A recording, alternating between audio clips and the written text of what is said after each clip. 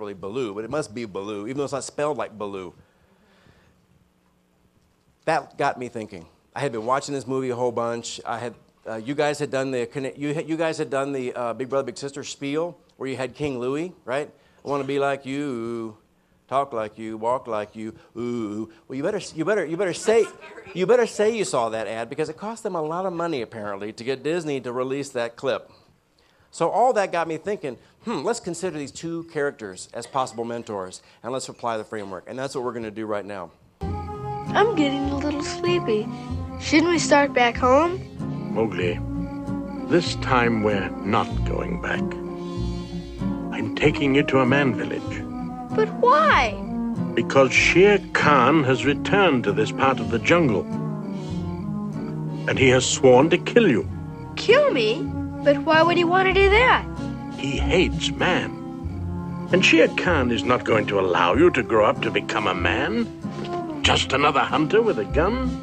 We'll just explain to him that I'd never do a thing like that. Nonsense. No one explains anything to Shere Khan. Well, maybe so. But I'm not afraid. And besides, Now that's enough. We'll spend the night here. Things will look better in the morning. Man cub? Man cub! Now come on, up this tree. Be safer up there. I don't want to go back to the man village. Go on, up you go. That one way up there? That's right.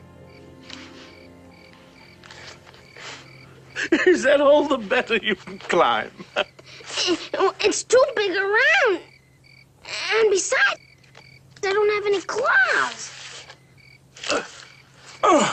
Yeah. Yo!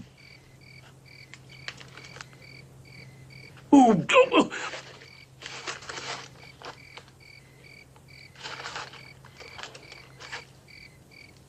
Now, get some sleep. We've got a long journey ahead of us tomorrow. I want to stay in the jungle. Huh? You wouldn't last one day. I'm not afraid. I can look out for myself.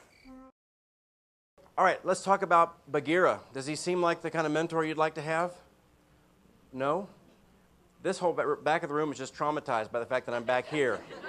They're all breathing a sigh of relief up front. So, Lee, what do you like about Bagheera?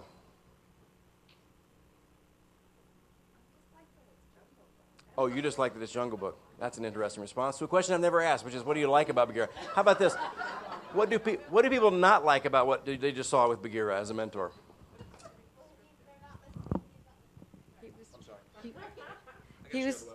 He's really authoritative and prescriptive. He's just not listening to what the child is saying. He's just saying, we're doing this. Regardless of what you want, that's irrelevant.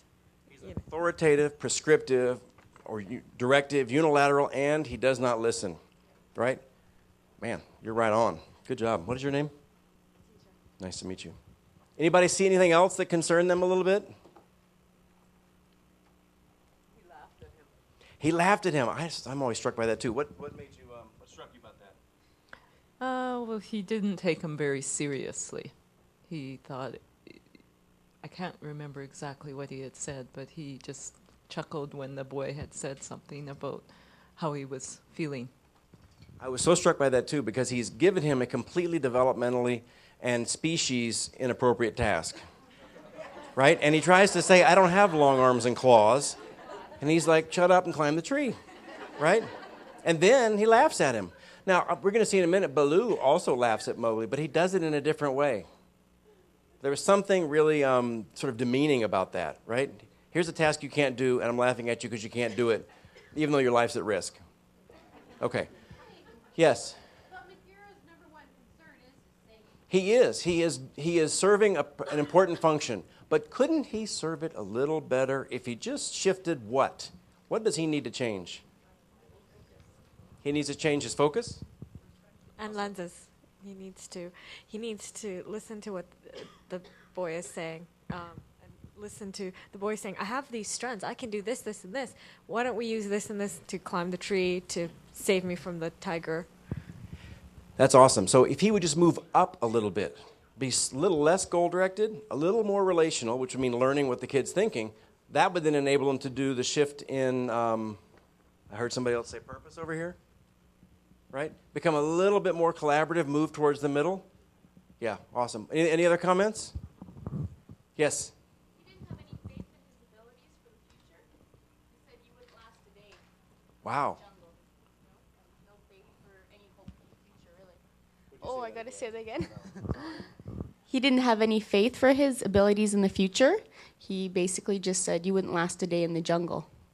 That's awesome. Nobody's ever said that, but I think that is so right on. Completely the opposite of a strength-based approach, right?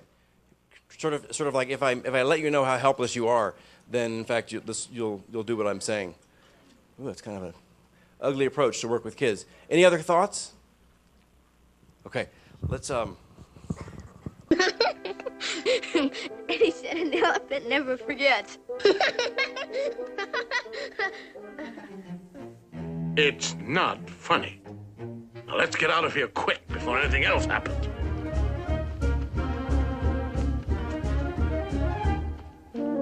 Bagheera! Where are we going? You're going back to the man village right now. I'm not going. Oh, yes, you are. I'm staying right here. You're going if I have to drag you every step of the way. Let go, you... You let go of me!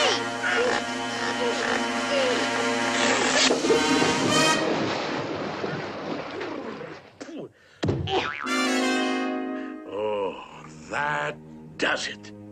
I've had it, man cub. From now on, you're on your own. Alone. Don't worry about me. Since this clip is so rich in examples, let's move past the things that he shouldn't do that are kind of obvious and which you already include in your mentor manuals. Like I'm sure most of your manuals in the first pages where it has like the rules, do's and don'ts, it has don't bite your mentee on the britches, right? Don't tug them off trees. So we'll go a little bit deeper and maybe go back to the analysis a little bit. What else did you see here that struck you? If you're not going to listen to me, I'll reject you. I'm always struck when I show this clip. I'll ask people. It seems to me a little silly. Like you think he's doing so many things. How could anybody ever imagine a mentor doing these things? And then I'll ask folks who run mentoring programs, have you ever seen a mentor act in this way?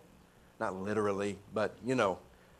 And hands go up. How many of you have seen mentors who have acted in this way, gotten that frustrated, been that sort of bullish in their efforts to try to connect with the kid? Can you raise your hand just so I know whether this happens in Canada too?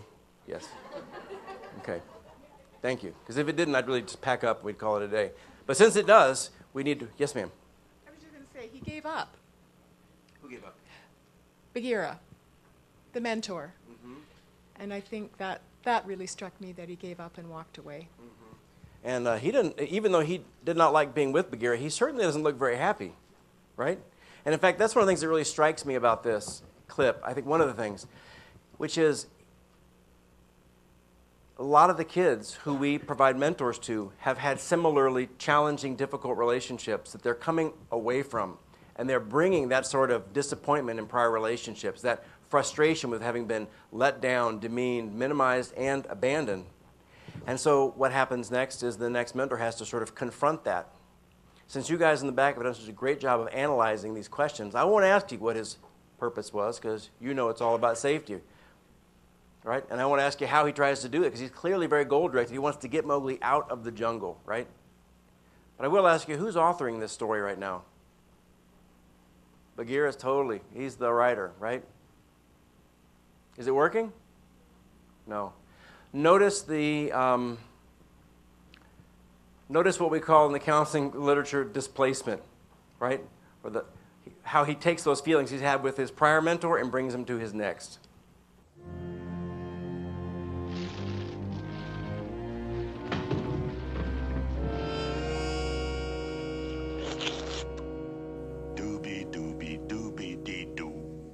Well, it's a doobity-doo. Yes, it's a doobity-doo. I mean a doobie-doobie-doobie-doobie-doo.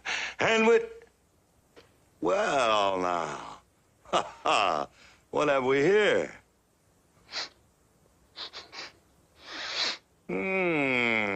Hey, what a funny little bit of a... Oh, Go away.